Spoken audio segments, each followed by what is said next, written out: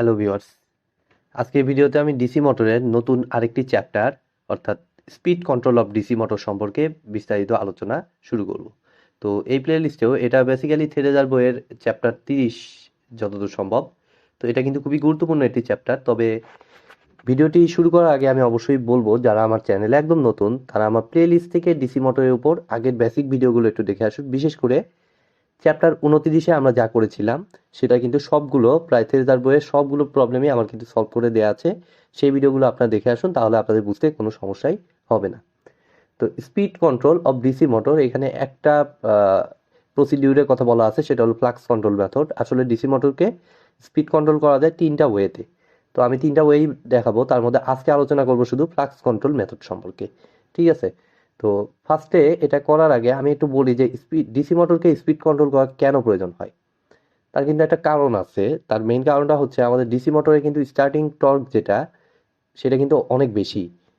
ঠিক আছে? যার কারণে স্টার্টিং কারেন্টও বেশি। আমার এটা একটা সমস্যা। যাই হোক, স্টার্টিং কারেন্টও না, রানিং ইয়াতেও এগুলা।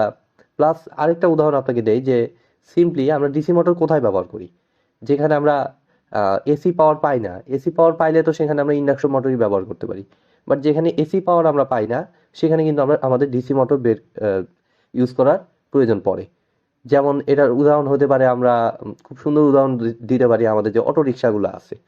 ঠিক আছে? অটো রিক্সাতে তো আমার কিভাবে চলে, যে ওইটাতে একটা ব্যাটারি থাকে, সেই ব্যাটারির মাধ্যমে আমার মোটরকে ইয়ে করা হয়। ঠিক আছে? তো সেখানে কিন্তু আমার ডিসি মোটর ব্যবহার করা হয়।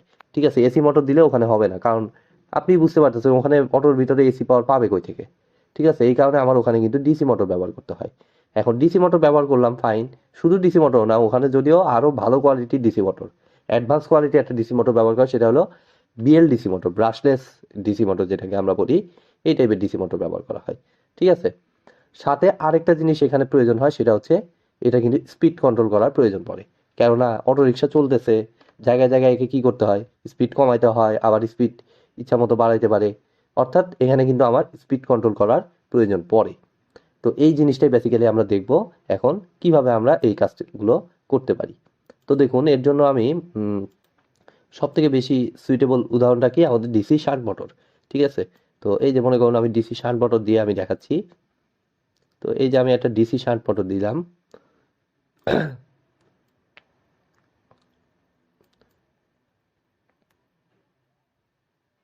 তো এটা হচ্ছে আর্মেচার রেজিস্ট্যান্স। সবসময় আমি বলছি যে আর্মেচারের সাথে সিরিজে দেওয়ার চেষ্টা করবেন। দেন হচ্ছে আর্মেচার ইএমএফ যে জেনারেট হবে।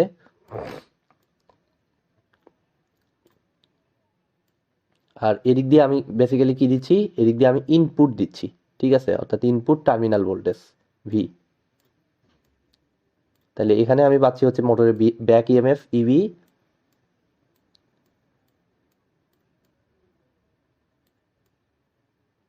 তাহলে এটা কাজ করে হচ্ছে ডিসি জেনারেটরের উল্টো সিস্টেমে, অর্থাৎ ভিতে ইনপুট, আর এটা হচ্ছে আর এ, আর এটা হচ্ছে আর এস এস শান্ট বা আর ফিল্ড, যেটাই আপনারা বলুন। তাইলে এখন দেখুন আমার এদিক থেকে আমার আইএল কারেন্ট আসতেছে, এটা মনে করলাম আইএল কারেন্ট। আর এদিক দিয়ে এদিক দিয়ে আসতেছে আমার আই এ কারেন্ট।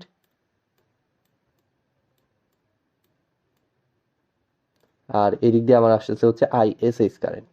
ঠিক আছে? এগুলো তো আমরা জানি, খুব ইজি জিনিস। এটা দিয়ে অসংখ্য প্রবলেম আমরা সলভ করেছি। তো এবার দেখুন, আমি যদি একটু ইকুয়েশনটা লিখতে চাই, তাহলে V is equal two, simply আমি বলতে পারি voltage V is equal two আমার কত, ইবি প্লাস আইএ আর এ, নাকি ইবি প্লাস আইএ,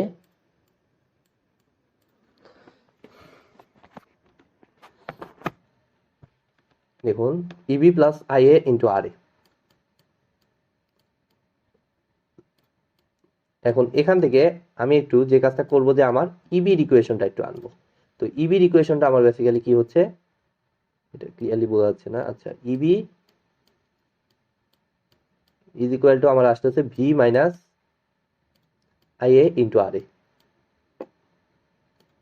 আমার এরকম একটা ইকুয়েশন আমি দেখলাম, বাট এখানে কোনো স্পিডের কোনো টার্মই নাই। তাহলে স্পিডের টার্মটা আমরা কিভাবে আনতে পারি, সিম্পলি ইবির জায়গায় আমার যে ইএমএফ ইকুয়েশন যে আছে ডিসি জেনারেটর বা মোটরের জন্য সেম ইকুয়েশন কি ছিল সেটা phi Z N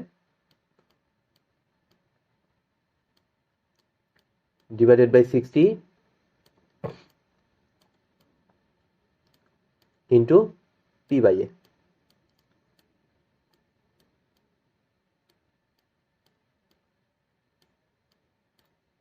is equal to V minus I A into R এ।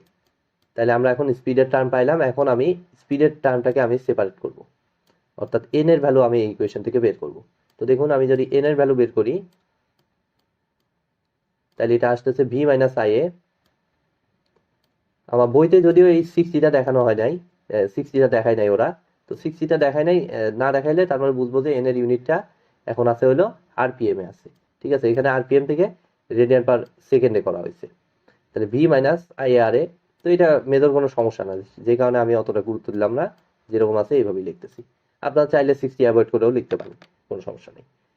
তো V minus I A into R A into 60 into A divided by আমার কত হচ্ছে ফাই জেড পি। মোটামুটি এটা আমার একটা ইকুয়েশন দাঁড়াচ্ছে, স্পিডের ইকুয়েশন। তো এখন এই ইকুয়েশনটা দেখে আমি প্রসিডিউরগুলো বুঝবো। তো এন ইজ ইকুয়াল টু, এটা হচ্ছে ইকুয়েশন। তো এখন দেখুন আমি এক এক করে যে কাজটা করবো, ফার্স্টে দেখবো হচ্ছে ফ্লাক্স ফাই, যেহেতু আমি ফ্লাক্স কন্ট্রোল মেথডের কথা বলছি। তো ফ্লাক্সের সাথে আমার এন এর সম্পর্ক আমি দেখতে পাচ্ছি ব্যস্তানুপাতিক, অর্থাৎ N is proportional to phi, sorry ভুল হইলো আমার ইকুয়েশন,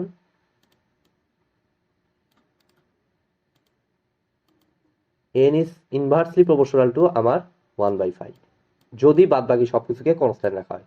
অবশ্যই আমি একটা মেথড যখন অ্যাপ্লাই করব তখন অন্যগুলোকে সব কনস্ট্যান্ট করে দিতে হবে, অর্থাৎ এই ক্ষেত্রে আই এ আর এ, আর এ তো রেজিস্ট্যান্স, এটা তো আর চেঞ্জ করতে পারবেন না।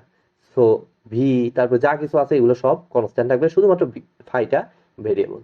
তো ফাইটা ভেরিয়েবল মানে দেখতেই পাচ্ছি inversely related, that means flux যত বাড়বে স্পিড তত কমে যাবে। সো এই প্রসেস দিয়ে বেসিক্যালি আমাদের করা হয় হচ্ছে ফ্লাক্স কন্ট্রোল মেথডটা। ঠিক আছে, দেন হচ্ছে আমাদের কি আর কি কি জিনিস চেঞ্জ করতে পারি দেখুন, আমি কিন্তু চাইলে এন এর সাথে আমার আই এর একটা রিলেশন করতে পারি।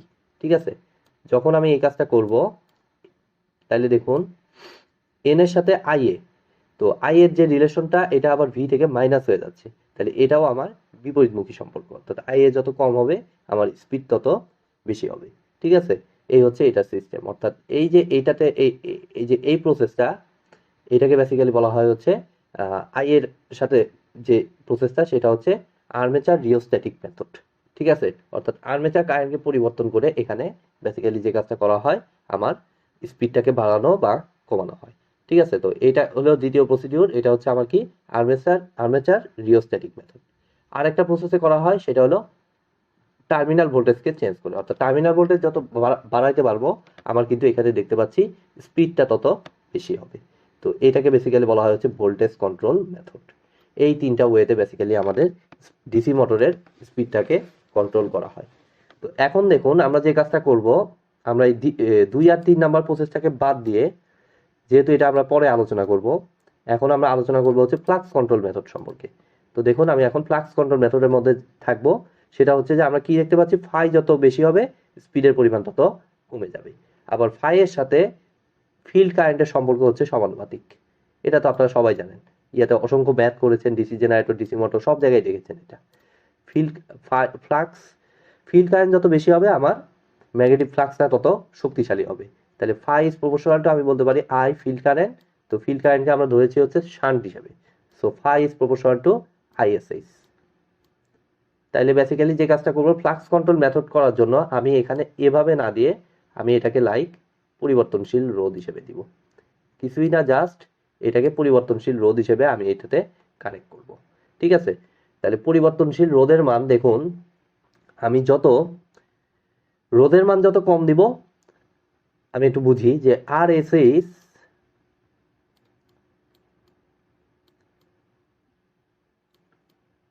যত কম দিব আমার কি ঘটনা ঘটবে, আইএসএইচ এর পরিমাণ তত বেশি হবে।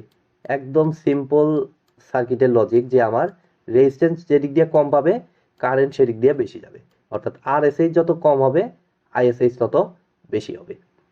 ঠিক আছে, তাহলে আইএসএইচ যত বেশি হবে কি হবে, ফ্লাক্স তত কম হবে, ফ্লাক্স তত বেশি হবে।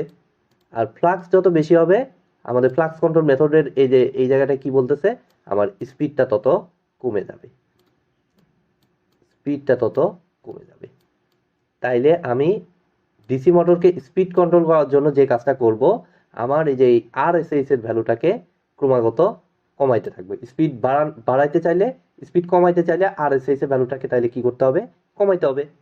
এই যে দেখতেই পাচ্ছেন আমি তো স্টেপ বাই স্টেপ ইয়া করেই দিলাম। আর আরএসএইচ এর ভ্যালু যত বাড়াবো আইএসএইচ এর ভ্যালু উল্টো ঘটনা ঘটবে, আরএসএইচ এর ভ্যালু বাড়াইলে তখন স্পিডের ভ্যালুটা বাড়তে থাকবে, যেটা খুব সহজে আমরা পরিবর্তনশীল রোধের মাধ্যমে করতে পারি। এখন এখানে কিছু ফ্যাক্টর আছে, এটা কি আরএসএইচ এর ভ্যালুটা সর্বোচ্চ ভ্যালু কি একেবারে বাড়াইতেই থাকবো, মানে অনেক বেশি ভ্যালু পসিবল? বা আরেকটা জিনিস আছে এখানে, সেটা হলো যে এখানে আপনি রেজিস্ট্যান্স দিয়ে করতেছেন ভাই, তাহলে তো আমার এখানে তো আমার অবশ্যই একটা আই স্কোয়ার আর লস আছে, তাহলে এটা কি আমার ফ্যাক্টর না? তাহলে আই আই স্কোয়ার আর বলতে আমার বেসিক্যালি আইএসএইচ স্কোয়ার ইন্টু আরএসএইচ, এটারও তো আমার ভ্যালুটা সিগনিফিকেন্ট, তাহলে এর কি কোনো ইফেক্ট নাই? তো আমরা যদি একটু ভালো মতো খেয়াল করি যে এই জন্য আমাদের কিছু ভ্যালু একটু অ্যাজিউম করা দরকার। আইএসএইচ স্কোয়ার আর এসএইচ, মানে যে ঘটনাটা ঘটবে আই স্কোয়ার আর লস যত বেশি হবে এই এই যে ফিল্ড রেজিস্ট্যান্সের ইয়াটা মানে ওয়াইন্ডিংটা তত বেশি গরম হয়ে যাবে। ঠিক আছে, সো আমাদেরকে স্পিড বাড়ানো বা কমানোর ক্ষেত্রে এই বিষয়টাও কেয়ার করতে হবে। প্র্যাকটিক্যালি মোটর ওয়াইন্ডিং করার সময় আমাদের এই জিনিসটাকে কিন্তু কেয়ারে আনতে হবে। ঠিক আছে, এই জিনিসটা কিন্তু ইম্পর্টেন্ট, আই স্কোয়ার আর লসটা যেন অ্যাক্সিডেন্টালি হাই না হয়ে যায়। ঠিক আছে, তখন আমার সমস্যা হয়ে যাবে মোটরের জন্য। ঠিক আছে, মোটরে অ্যাক্সিডেন্ট ঘটে যেতে পারে, কারণ হিট হইলে তো আমার মোটর আমার সমস্যা, বুঝতেই পারছেন। সো আমার এটাকে অবশ্যই মাথায় রাখতে হবে। তাইলে তবে টিপিক্যালি আমার আই স্কোয়ার আর লসটা তুলনামূলকভাবে কম হয়। আপনি যতই ভ্যালু বাড়ান আপনার ভ্যালুটা তুলনামূলকভাবে কম হয়। কেন কম হয়? কারণ দেখুন আমি যদি একটা মনে করুন যে 200 কত ভোল্ট, 300 ভোল্টের একটা ডিসি মোটর চিন্তা করি, আর এই রেজিস্ট্যান্সটা আমরা দেখেছিলাম যে প্রায় অলমোস্ট 300, এটা যদি 300 ভোল্ট হয় এটা আবার 150 ওহম, তাই 300 ডিভাইডেড বাই 150 মানে কত, 2 অ্যাম্পিয়ার। আইএসএইচ এর ভ্যালুটা 2 অ্যাম্পিয়ার, আর এটা মনে করুন যে আমার আরএসএইচ হচ্ছে কত, কথার কথা মনে করুন যে, আচ্ছা আমি একটু ভ্যালু দিয়েই দেখাই, ভি ইজ ইকুয়াল টু মনে করুন আমার কত, 300 ভোল্ট, একবারে ভেঙেই দেখাই। আর হচ্ছে আরএসএইচ এর ভ্যালুটা মনে করুন যে আমার 150 ওহম। তো এটা কিন্তু পরিবর্তনশীল, আপনি মনে করেন যে হাইস্ট একটা রেঞ্জ দিয়ে দিতে হবে, অবশ্যই এক্ষেত্রে হাইস্ট রেঞ্জটা দিয়ে দিতে হবে, তা না হলে আবার সমস্যা। আর এসএস এর ভ্যালুটা 150 ওহম, তাহলে আইএসএস এর ভ্যালু কত আসতেছে, আইএসএস এর ভ্যালুটা আমার আসতেছে 300 বাই 150 মানে হচ্ছে 2 অ্যাম্পিয়ার। তাহলে সেই হিসেবে আর আর এটাকে আমি মনে করতেছি, আর একে মনে করতেছি আমার 0.1 ওহম।